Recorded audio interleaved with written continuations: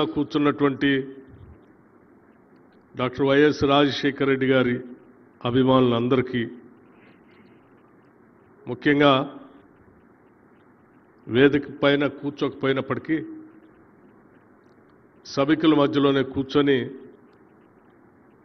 Doctor YS Rajasekhara Reddy గారి అత్యంత ఆప్తులు మిత్రులు డాక్టర్ కేవీపీ రామచంద్రరావు గారికి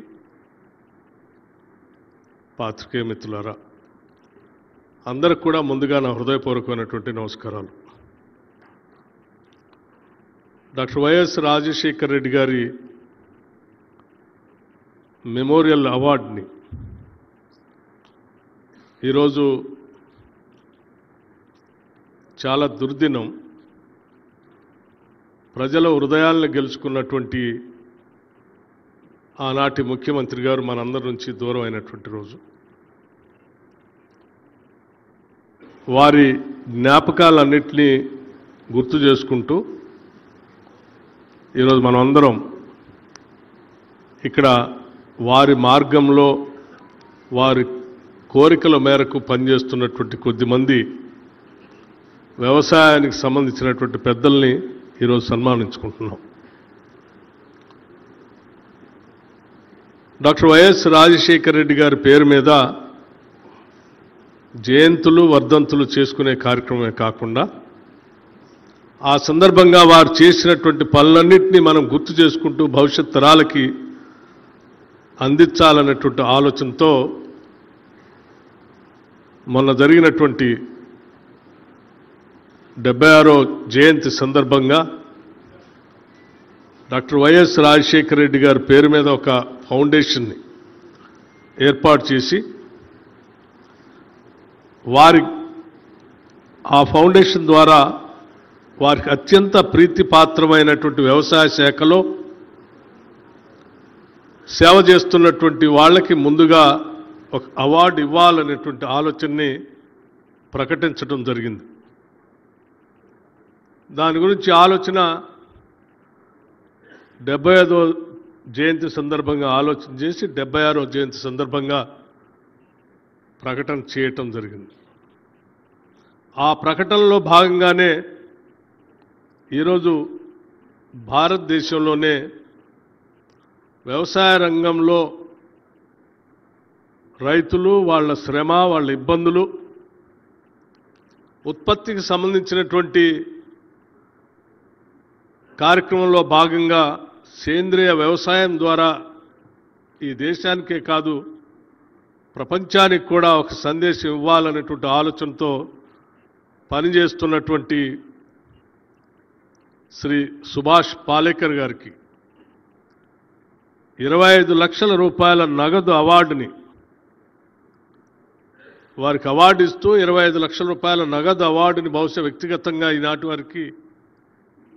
ఒక నగదు అవార్డు ఇంత పెద్ద మొత్తంగా ఇచ్చినటువంటి అవార్డు బహుశా నాకు తెలిసినటువంటి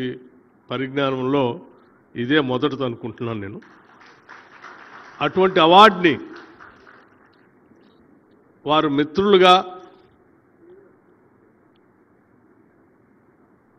పెద్ద ఎత్తున చేయాలనేటువంటి ఆలోచనతో డాక్టర్ రామచంద్రరావు గారు వారి మనవళ్ళు ముందుకొచ్చి మాస్టర్ సాత్విక్ శ్రీరామ్ గారు, డాక్టర్ వైఎస్ రాజశేఖర రెడ్డి గారు, కె రామ్ గారు ముందుకు వచ్చి ఆ చెక్ని ఈరోజు డాక్టర్ సుభాష్ పాలేకర్ గారికి అందించినటువంటి ఈ సందర్భం నిజంగా ఆ ముగ్గురు చిన్నారుల్ని నేను మనస్ఫూర్తిగా అభినందిస్తూ ఉన్నాను. ఈ అవార్డు మొట్టమొదటి అవార్డు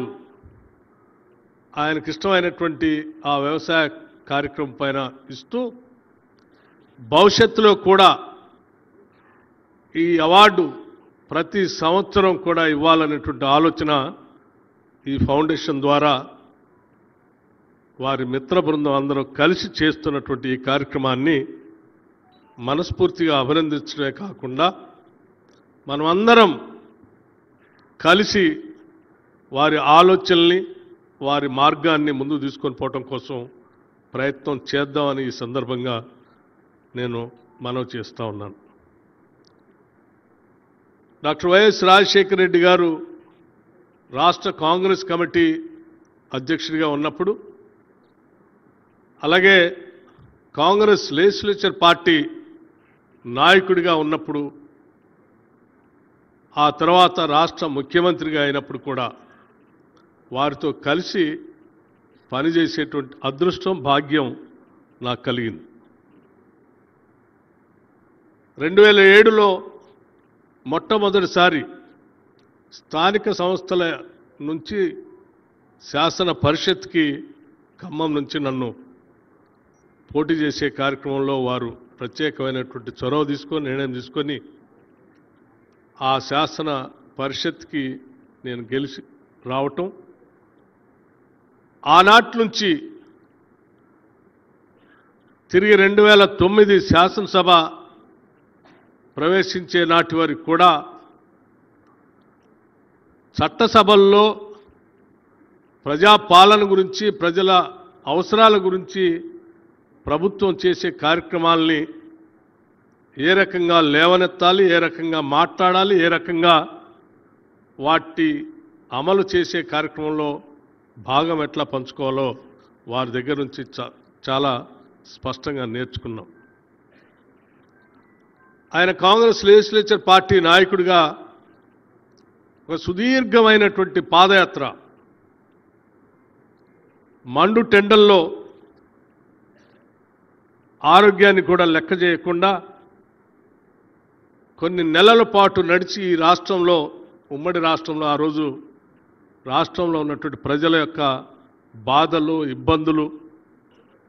ముఖ్యంగా వ్యవసాయ రంగానికి సంబంధించిన సమస్యల్ని, తాడితులు, పీడితులు, పేదలు, మధ్యతరగతి కుటుంబాలకు ఉన్న సమస్యల్ని అవగాహన చేసుకొని వారు ముఖ్యమంత్రి అయిన తర్వాత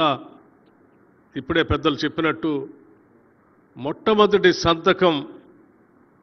రైతుల క్షేమం కోసం ఉపయోగపడేటువంటి ఉచిత కరెంటు సంతకం ప్రమాణ స్వీకారోత్సవం రోజే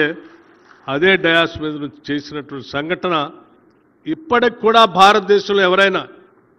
ఉచిత కరెంటు ఇస్తున్నామా అని చెప్తే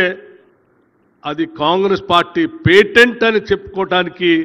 ధైర్యంగా మనకి ఇచ్చినటువంటి కార్యక్రమం డాక్టర్ వైఎస్ రాజశేఖర రెడ్డి గారి ద్వారా మాత్రమే అది సాధ్యమైంది. మనకి వ్యవసాయ రంగానికి సంబంధించి వారు ముఖ్యమంత్రి కాకముందు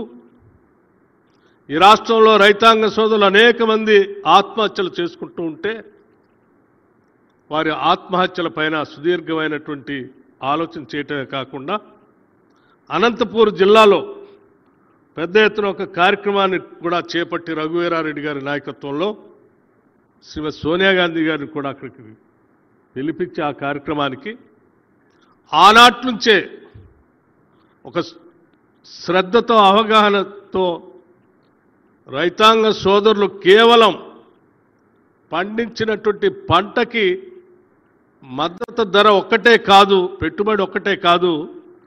ఇతరత్ర అవసరాలు కూడా వాళ్ళని బాధిస్తూ ఉన్నాయి. ఈ గ్లోబలైజేషన్లో పెరిగినటువంటి విద్య, వైద్యం పైన పెరిగినటువంటి ఖర్చులు, వ్యవసాయం మీద పెట్టే పెట్టుబడి, వీటన్నిటినీ కలిపి వారిని ఆత్మహత్యలకి దారితీస్తున్నాయి. కాబట్టే ఆ రైతాంగ సోదరులకు పెట్టుబడి పెట్టడానికి అయ్యేటువంటి ఖర్చుకు సంబంధించిన ఉచిత కరెంటుతో పాటు, టైమ్లీ ఇచ్చేటువంటి లెండింగ్తో పాటు, వారి పిల్లల చదివించడానికి పడేటువంటి కార్పొరేట్ విద్య, వైద్యం భారాన్ని కూడా తగ్గిస్తే తప్ప ఈ సమస్యకి పరిష్కారం లేదని ఆలోచన చేసి ఆనాడే వారు రాజీవ్ ఆరోగ్యశ్రీ అనేటువంటి పథకాన్ని ఉచితంగా ప్రతి కుటుంబం 2 లక్షల వరకు వైద్యం ఉచితంగా ఏ కార్పొరేట్ ఆసుపత్రిలో చేసుకోవటానికి విధానపరమైన నిర్ణయం చేసి దేశానికే ఒక మార్గదర్శకం చేశారు. అట్లాగే రాష్ట్రంలో ఉన్నటువంటి వారి పిల్లలు చదువుకునేటువంటి విద్యకు సంబంధించినటువంటి విషయాన్ని కూడా ఆలోచన చేసి ఫీజు రియంబర్స్మెంట్ తీసుకొని వచ్చి ఆ ఫీజు రియంబర్స్మెంట్ రాష్ట్ర ప్రభుత్వమే నేరుగా డబ్బులు కట్టి రైతుల పైన వాళ్ళ పిల్లలు చదువుకునేటువంటి విద్యకు సంబంధించిన భారం పడకుండా, వైద్యానికి సంబంధించిన భారం పడకుండా, వ్యవసాయ పెట్టుబడికి భారం పడకుండా వారు తీసుకున్నటువంటి ఆనాటి విధానపరమైన నిర్ణయాలు ఈరోజు రాష్ట్రంలో రైతాంగ కుటుంబాల్ని పెద్ద ఎత్తున కాపాడుతున్నాయని చెప్పడానికి ఎటువంటి సందేహం లేదు. అదేవిధంగా రాష్ట్రంలో గుడిసె అనేదే లేకుండా చేయాలన్నటువంటి మొదటి నినాదం కూడా